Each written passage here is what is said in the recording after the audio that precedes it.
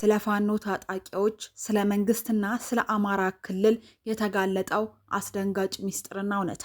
የኢትዮጵያ መንግስት በአማራ ክልል ያለውን ሁኔታ በቁጥጥር ስር ነው እያለ በሚገልጽበት በዚህ ወቅት የካናዳው ጋዜጠኛ በሸዋ ማጀቴ ተራሮች ላይ ተገኝቶ ያወጣው እውነት ከመንግስት ትርክት ጋር ለምን ተላተመ? የካናዳው ጋዜጠኛ ስለ አማራ ክልል፣ ስለ መንግስትና ስለ ፋኖ ታጣቂዎች ያጋለጠው አስደንጋጭ ሚስጥርና እውነታ ምንድን ነው? የድሮን ጥቃቶቹ ኢላማ እያደረጉ ያሉት ማንን ነው?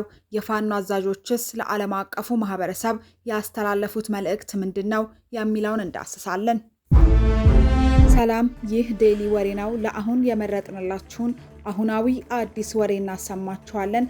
ቻናላችንን ሰብስክራይብ፣ ላይክ እና ሼር እያደረጋችሁ አብራችሁን ዝለቁ። ወሬውንም ላይክ በማድረግ ጀምሩ። ታዋቂው ካናዳዊ ጋዜጠኛ ሲግፍሪድ ሞዶላን በድብቅ ወደ አማራ ክልል የጦርነት ቀጠናዎች በመግባት ስለ ፋኖ ታጣቂዎች፣ ስለ ድሮን ጥቃቶች፣ ስለወደሙ ትምህርት ቤቶች ሚስጥራዊ መረጃና ፎቶዎችን ይዞ መውጣቱ ብዙዎችን እያነጋገረ ይገኛል።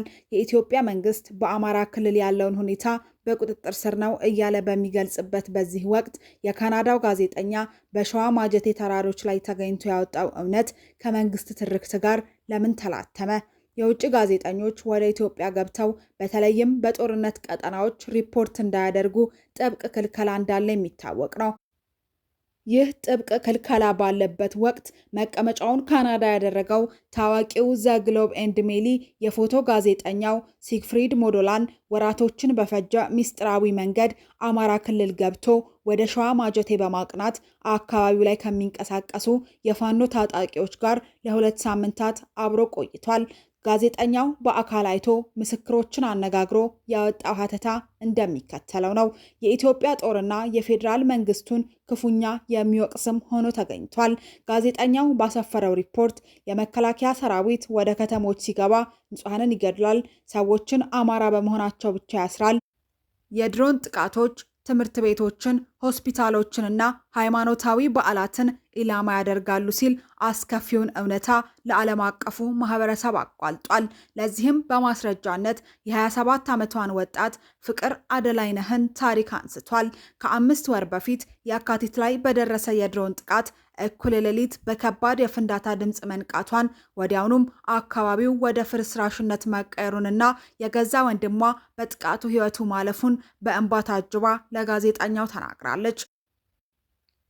ፎቶግራፈሩ በካሜራው ያስቀራቸው እነዚህ ምስሎች ይህንኑ እውነታ ያረጋግጣሉ። በፋኖ ቁጥጥር ስር ባሉ ከተሞች በድሮን ጥቃት የወደሙ ትምህርት ቤቶች እንዲሁም ለተፈናቀሉ ቤተሰቦች መጠለያነት እያገለገሉ ያሉ ተቋማትን ለዓለም አሳይቷል።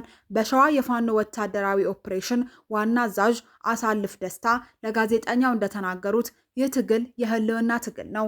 ጦሩ ንጹሐንን ያለምንም ርህራሄ እየገደለ ነው ብለዋል። ማጀቴ ከኦሮሚያ ድንበር አቅራቢያ የምትገኝ ስትራቴጂካዊ ከተማ ስትሆን ከመንግስት ኃይሎች ጋር ፊት ለፊት የሚተያዩበት የጦርነት ግንባርም ሆናለች። ኢትዮጵያ አሁን ላይ በመስቀለኛ መንገድ ላይ ትገኛለች ሲል ሪፖርቱን ይዘጋል።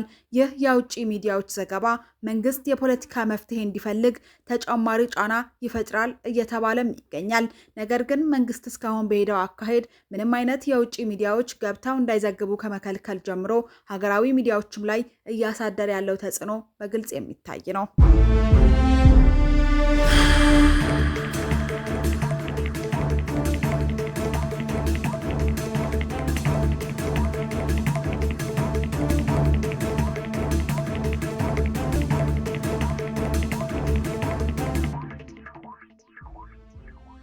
ከዴሊ ወሬ ያዝንላችሁ አሁናዊ ወሬ ይህንን ይመስል ነበረ። ቻናላችንን ሰብስክራይብ፣ ላይክ እና ሼር እያደረጋችሁ ለሌሎች ተደራሽ እንዲሆን በማድረግ ቤተሰብ እንድትሆኑ በማክበር እንጠይቃለን። ሰናይ ጊዜ